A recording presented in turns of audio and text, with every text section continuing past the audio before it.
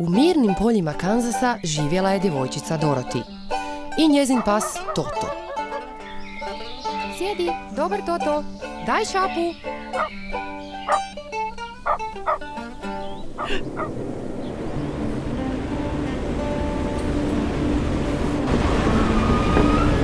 A bio je tu i zli tornado koji je Dorothy i Tota i kućicu odnio daleko iz Kanzasa.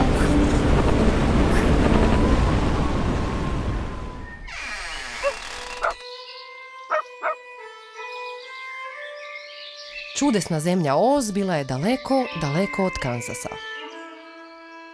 I nije se lako vratiti kući. L. Frank Baum, čarobnjak iz Oza. Turizam za odvažne.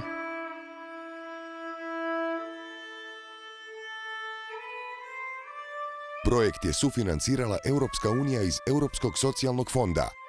Više informacija o EU fondovima možete naći na web stranicama Ministarstva regionalnog razvoja i fondova Europske unije www.strukturnifondovi.hr. Sadržaj ovog materijala isključiva je odgovornost Hrvatske akademske i istraživačke mreže CARNET.